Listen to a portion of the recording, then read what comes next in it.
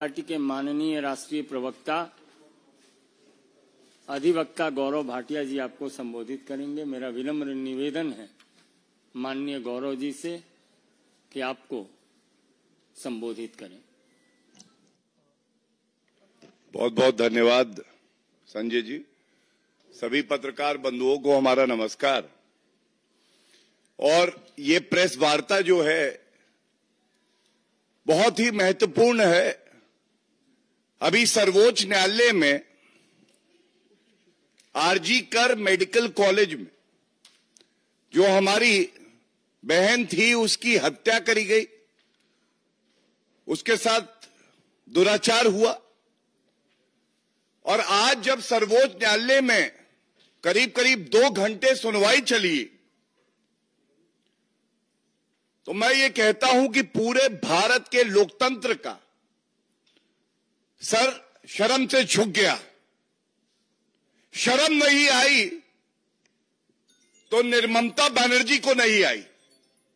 और अगर आप वो सुनवाई सुनते तो आप देखते किस तरह से संविधान का रक्षक और दूसरी तरफ संविधान का भक्षक, इसके बीच लड़ाई हो रही थी।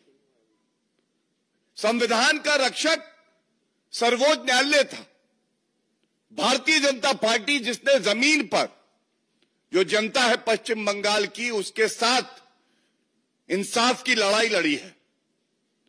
जो भारत और पश्चिम बंगाल की जनता है वो रक्षक बन गई संविधान की, और भक्षक निर्ममता बनर्जी जो कि मुख्यमंत्री है पश्चिम बंगाल की, गृह मंत्री का विभाग है और स्वास्थ्य मंत्रालय है उनके पास, वो भक्षक बनी हुई है। उनको शर्म नहीं आ रही है किस तरह से उन्होंने ये सही नहीं समझा कि वो पीड़िता के परिवार के साथ खड़ी हो, वो रेपिस्ट के साथ खड़ी हो सकती है। आज पहले मैं 3 बड़ी बातें जो कि सर्वोच्च न्यायालय ने प्रश्न किए हैं ममता बनर्जी सरकार से, उसको उजागर करूंगा और फिर आपको उसका निष्कर्ष और क्या निकल के आता है वो बताना चाहूंगा। सबसे पहले ये टिप्पणी भारत के मुख्य न्यायाधीश जो कि सुप्रीम कोर्ट के 3 जजेस की बेंच में बैठे थे, सुनवाई कर रहे थे, उन्होंने पूछा और मैं कोट कर रहा हूं जो रिपोर्टिंग आई है, अभी ऑर्डर नहीं आया है। The honourable chief justice of India says there was at least a 14-hour delay to register the FIR. Number 1. अगर कोई हीनस क्राइम होता है, कॉग्निजेबल ऑफेंस, संज्ञेय अपराध होता है, तो यह पुलिस की जिम्मेदारी है कि तुरंत FIR दर्ज की जाए। यहां पे एक अननेचुरल डेथ की एंट्री करते हैं और ये बात हमने बड़ी प्रमुखता से हर मंच से उठाई, चाहे वो राष्ट्रीय मंच हो भारतीय जनता पार्टी का, चाहे प्रदेश का मंच हो। आज मोहर लगी है कि भारतीय जनता पार्टी वो पार्टी है जो चाहती है कि पीड़िता के परिवार को इंसाफ मिले और हर जो हमारी बहन है पश्चिम बंगाल में वो सुरक्षित हो। सर्वोच्च न्यायालय ने जब ये पूछा क्या अभी भी ममता बनर्जी आप अपने पद पर बनी रहना चाहती हैं, क्या यह सिद्ध नहीं हो गया कि आप विफल रही, क्या यह आपकी जिम्मेदारी नहीं है कि आप इस्तीफा दें? और इस्तीफा क्यों? इस्तीफा इसलिए जिससे एक निष्पक्ष जांच हो सके, जिससे अगर विवेचना के दौरान ये साक्ष्य आते हैं सामने कि आपने लापरवाही तो करी ही, साथ में आप लिप्त थी, आपको पता था क्या हो रहा और आपने उसको रोकने का प्रयास नहीं किया और साथ में जो साक्ष्य है उसको नष्ट करने का प्रयास किया, तो फिर आपका पॉलीग्राफ टेस्ट और आपकी arrest, I repeat, the polygraph test of the chief minister Mamata Banerjee as well as the arrest of Mamata Banerjee could be imperative to ensure that there is justice given to the family members of the deceased and to every citizen of the country. This is the demand of the people of West Bengal, and the Honorable Supreme Court has made this scathing remark, unveiling the dirty face of Mamata Banerjee. Second, जो बड़ी महत्वपूर्ण बात है, postmortem, ये उजागर हम लोग पहले भी कर चुके हैं, आज दोबारा दोहराऊंगा। मृतक पीड़िता का पोस्टमार्टम किसी दूसरे मेडिकल कॉलेज में होना चाहिए था, लेकिन जल्दबाजी में, आनन फानन में वो आरजी कर मेडिकल कॉलेज में ही कराया जाता है। और सबसे बड़ी बात, और ये आज सुनवाई में आया है, उसका जो चालान है जो ये बताएगा कि कितने बजे पोस्टमार्टम हुआ है, तो honourable chief justice of India ने स्वयं ये पूछा, why is the postmortem report challan missing from the records? क्यों? क्या उस चालान से ये स्पष्ट हो जाता कि ममता बनर्जी उनके चहेते पुलिस कमिश्नर, जिन्होंने अभी तक इस्तीफा नहीं दिया है, वो जो पूर्व में प्रिंसिपल रहे आरजी कर मेडिकल के, जिनको अब अरेस्ट कर लिया गया, उनको बचाने का प्रयास कर रही थी? जो एक अरेस्ट हुई है उस आरोपी को बचाने का प्रयास कर रही थी? क्यों चालान मिसिंग है? जब कलकत्ता उच्च न्यायालय ने स्पष्ट कहा कि सारा रिकॉर्ड, सारा रिकॉर्ड, फाइल से लेके उसके अंदर के जो कागज है वो धागा भी जिससे आप सिलते हैं फाइल, सब का सब सीबीआई को दे दे, तो चालान मिसिंग कैसे हो गया? ममता बनर्जी जी, कृपया करके ये बताइए हमें। और इसके साथ ये भी बड़ा महत्वपूर्ण है, सीसीटीवी फुटेज। आप सब पत्रकार हैं, हमारी लोकतंत्र का चौथा स्तंभ है सीसीटीवी फुटेज, जिससे ये पता चलता कि कितने बजे आरोपी अस्पताल में आए, अंदर गए, दुष्कर्म किया, कब निकले और कितने लोग निकले, और किसने सबूत मिटाने का प्रयास किया। आपको जान के आश्चर्य होगा, बेशरम, निर्लज, गैर जिम्मेदार मुख्यमंत्री ममता बनर्जी, उनकी पुलिस केवल 27 मिनट का सीसीटीवी फुटेज देती है सीबीआई को, केवल 27 मिनट का। क्या पूछा नहीं जाएगा?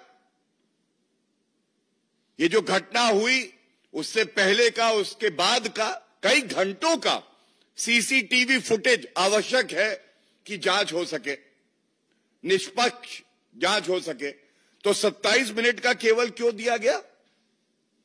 ये 3 बड़े प्रश्न हैं, और ये प्रश्न जो हमने पूछे हैं, आज मैं इतना ही कहूंगा, ममता बनर्जी झूठी ममता बनर्जी बन गई है। पुलिस कमिश्नर को हटाने का उनका मन नहीं है, उनकी मंशा नहीं है।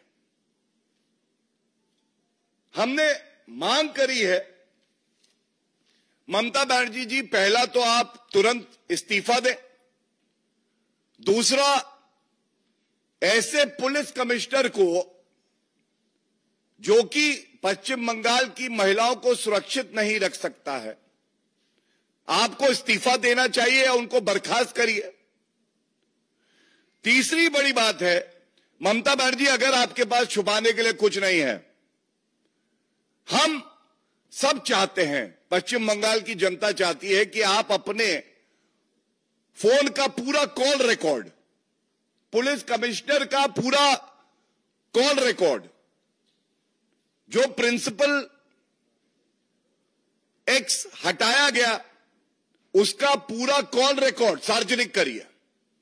जनता को पता होना चाहिए कितनी बार आपने बात करी उस सुबह, और जब हमारी बहन के साथ ये दुष्कर्म हो रहा था, क्या आप षड्यंत्र रच रही थी? आपकी चिंता आपकी कुर्सी को लेके है, हमारी चिंता महिला अस्मिता बरकरार रहे, पीड़िता के परिवार को इंसाफ मिले, इसको लेके है। और ये विचारधाराओं की लड़ाई है। जैसा मैंने कहा, रक्षक वर्सेस ममता बनर्जी भक्षक, और इंसाफ तो मिलेगा, इंसाफ तो हम लेके रहेंगे। आप कितना भी प्रयास करिए साक्ष्य मिटाने का, जो गवाह हैं उनको डराने का, डॉक्टरों पे कार्रवाई करने का, लेकिन हम अपना काम करते रहेंगे। इसके बाद एक बिंदु और बहुत अहम है।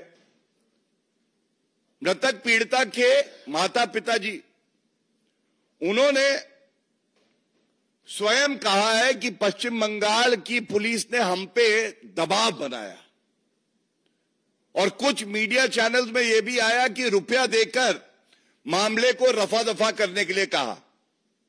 और तीसरी बात, जो कंप्लेंट दी जाती है, that is an account, it is a version given by the person, the informant who is giving these details. यहां पे पुलिस ने खुद ही कंप्लेंट लिख दी, कितनी सच्चाई उसमें लिखी गई होगी। और देखिए, हद तो तब हो गई, ममता बनर्जी के इशारे पर उनके भतीजे, जो कि सांसद भी हैं, अभिषेक बनर्जी, ये झूठ फैला रहे थे। ये डॉक्टर्स के खिलाफ, जिनको ये सुरक्षित नहीं रख पाए, आरोप लगाने लगे। तो डॉक्टर्स का एक प्लेटफॉर्म है, joint platform of doctors West Bengal, इन्होंने मांग करी है कि अभिषेक बनर्जी तुरंत इस्तीफा दें, क्योंकि ये झूठ का प्रचार कर रहे हैं। और झूठ यह कि अभिषेक बनर्जी ने कहा कि पेशेंट की मौत हो गई क्योंकि वो 3 घंटे तक ब्लीड करता रहा, खून निकलता रहा, और डॉक्टरों ने उसको चिकित्सा प्रदान नहीं करी, और यह असत्य निकला। वो लेटर मेरे हाथ में है। मैं केवल इतना ही कहूंगा, ये कैसी झूठी ममता है, ये कैसे झूठे अभिषेक बनर्जी है, ये कैसी झूठी टीएमसी है गुंडों की।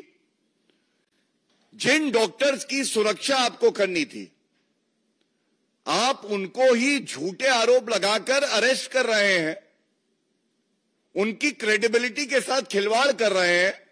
और अंत करूंगा एक बात और उजागर करके कि आज सर्वोच्च न्यायालय ने भी बिल्कुल स्पष्टता से यह कह दिया है, जो हमारे डॉक्टर्स हैं, जो महिलाएं हैं, उनका विश्वास सरकार पर से हिलना नहीं चाहिए, उनको सुरक्षा प्रदान करिए।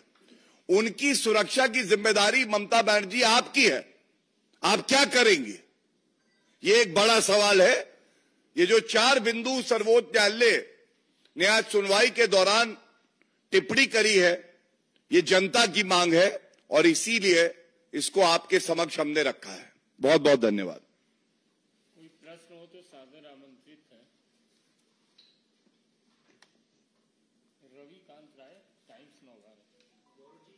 सुप्रीम कोर्ट ने तो कल टिप्पणी की है, लेकिन अब टीएमसी के अंदर से भी आवाज उठ रही है। जवाहर सरकार ने सांसद पद से इस्तीफा दिया, उन्होंने कहा कि इस पूरे मामले को जिस तरीके से हैंडल किया गया वो बेहद गलत है, और इसके बारे में उन्होंने ममता बनर्जी से बातचीत की, लेकिन बात नहीं की। बिल्कुल सही कह रहे हैं आप। और मैं कहूंगा कि ये जो आक्रोश है, ये पश्चिम बंगाल में, भारत में और टीएमसी के अंदर भी दिखाई दे रहा है। जवाहर सरकार जी इकलौते नहीं है। किसी को भी पीड़ा होगी जब वो ये देखेगा, जिस पार्टी की वो सेवा करता है, वो पार्टी रेपिस्ट के साथ खड़ी है, वो आरोपियों के साथ खड़ी है, दंगाइयों के साथ खड़ी है। और यह चिंताजनक है कि टीएमसी के जो नेता हैं उनके बयान क्या आए हैं। आरजी कर मेडिकल कॉलेज में जो घटना हुई, एक ने कहा ये जो प्रदर्शन कर रहे हैं डॉक्टर, दे आर बुचरर्स, ये कसाई हैं। क्या डॉक्टर्स जो कि ईश्वर का दूसरा रूप होते हैं वो कसाई हो सकते हैं?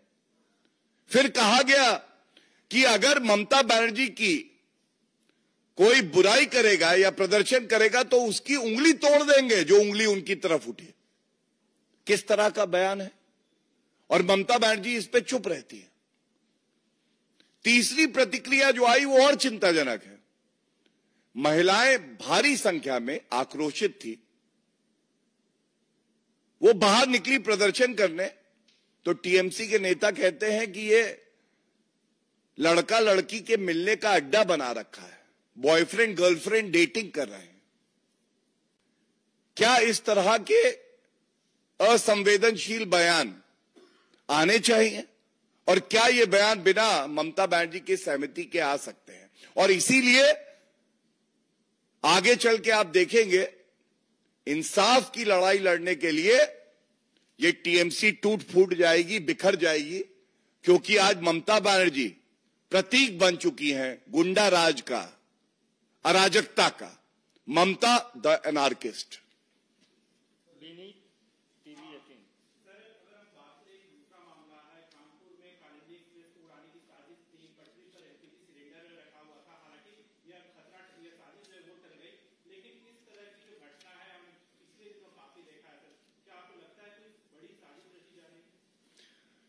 सबसे पहले तो ये बता दूं कि भारत नरेंद्र मोदी जी के नेतृत्व में इतना सक्षम है कि जो साजिश करते हैं उनको नेस्त नाबूद कर दे, खत्म कर देगी। लेकिन आपने सही प्रश्न पूछा। ये चिंताजनक है कि सत्ता पाने के लालच में कुछ लोग, कुछ संस्थाएं ऐसी हैं जो चाहती हैं कि देश में दंगे हों, अराजकता फैले, और यह चिंताजनक है। और इस पे सख्त कार्रवाई होती रही है, आगे भी होती रहेगी। और आज विपक्षी दलों को, जो कि कहते हैं मोहब्बत की दुकान लेकिन लगाते हैं नफरत का बाजार, उनको भी सोचना पड़ेगा कि वो देश को विभाजित करने की जो शक्तियां हैं उनके साथ क्यों खड़े हैं।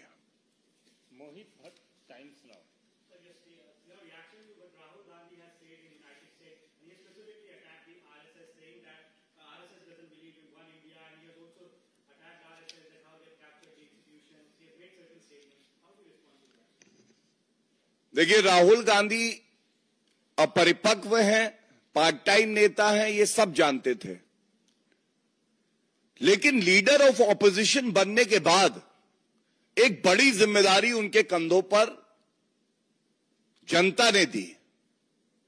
आज ये कहते हुए दुख हो रहा है कि राहुल गांधी भारत के लोकतंत्र में काला धब्बा है। उनको यह भी नहीं पता है कि विदेशी भूमि पर जाकर क्या बात करनी है, और जिस संविधान को वो पकड़कर घूमते हैं उस संविधान को उन्होंने कभी पढ़ा नहीं। वो चीन के खिलाफ एक शब्द, एक वक्तव्य नहीं दे पाए, पहली बात। दूसरी बात, वो भारत को कमजोर बताते हैं भारतीय सेना पिट गई, जो कभी हो नहीं सकता है, और चीन के साथ वो खड़े रहते हैं। तीसरी बात, बार बार हमने मांग करी कि चीन के साथ आपने पार्टी टू पार्टी समझौता किया जब कांग्रेस सरकार सत्ता में थी, वो एमओयू सार्वजनिक करिए। और आज बड़ी जिम्मेदारी से और विश्वास से मैं कह सकता हूं, भारत के लोकतंत्र को कमजोर करने की ये जो कड़ी लगा रखी है राहुल गांधी ने, ये उस एमओयू का ही परिणाम है। और अगर मैं गलत हूं तो राहुल गांधी को चुनौती देता हूं, खड़गे जी को चुनौती देता हूं, वो एमओयू सार्वजनिक करिए। और सबसे बड़ी बात है, हमने देखा है विधानसभा के चुनाव जम्मू कश्मीर में है, एक तरफ ये लोग कहते थे अनुच्छेद 370 हटा के दिखाओ। नरेंद्र मोदी जी वो व्यक्ति हैं जिन्होंने भारत को मजबूत किया, अनुच्छेद 370 संशोधित करके हटाया। अब ये छाती पीटते हैं कि कैसे हटाया, लेकिन आज सवाल यह है, राहुल गांधी संविधान आप उठाते हो, संविधान की अनुच्छेद 370 अनुच्छेद में पहला शब्द टेम्पररी था। क्या आपने वो पढ़ा? क्या आपने पढ़ा अस्थाई? आप 55 साल सत्ता में रहते हो, नहीं हटा पाते हो, मोदी जी हटा देते हैं। और रंजिश ऐसी, इतनी पीड़ा कि इनके साथी हैं नेशनल कॉन्फ्रेंस, वो कहते हैं अफजल गुरु आतंकी, हमारे भाई बहनों की जान चली गई, और ये कहते हैं उसको फांसी दी तो क्या हुआ, क्या मिला भारत को? आज एक तरफ नरेंद्र मोदी जी, हमारी सरकार, भारतीय जनता पार्टी और जनता, जीरो टॉलरेंस फॉर टेररिज्म ये पॉलिसी है। दूसरी तरफ आतंकियों को, नक्सलाइट्स को ऑक्सीजन देने का काम कोई कर रहा है तो वो ऑक्सीजन सिलेंडर कांग्रेस पार्टी और इंडी अलायंस है। और इसीलिए जब इस तरह के गंभीर प्रश्न पूछे जाते हैं तो भारत की धरती पर इनमें इतना मादा नहीं है कि एक शब्द बोल दे, विदेशी भूमि पर जाके भारत के खिलाफ दुष्प्रचार करते हैं।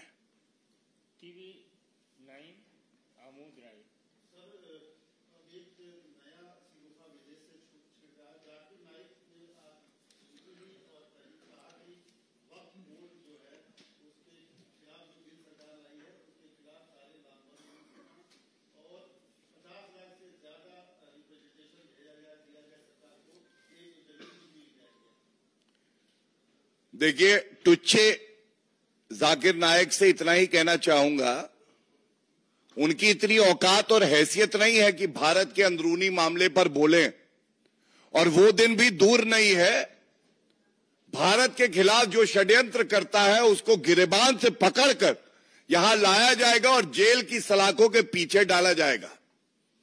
जो संवैधानिक प्रक्रिया है, जो हमारी परंपरा है, उसके अनुसार जो स्टेक होल्डर्स हैं उनसे बातचीत हो रही है, जेपीसी का गठन हुआ है, सुझाव आ रहे हैं, और इसीलिए जो उचित होगा, राष्ट्रहित में होगा, वो किया जाएगा।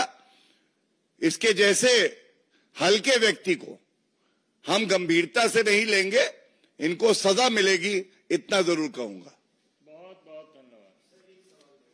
नहीं, आपका सवाल आ चुका है, इसलिए आपको धन्यवाद। Thank you.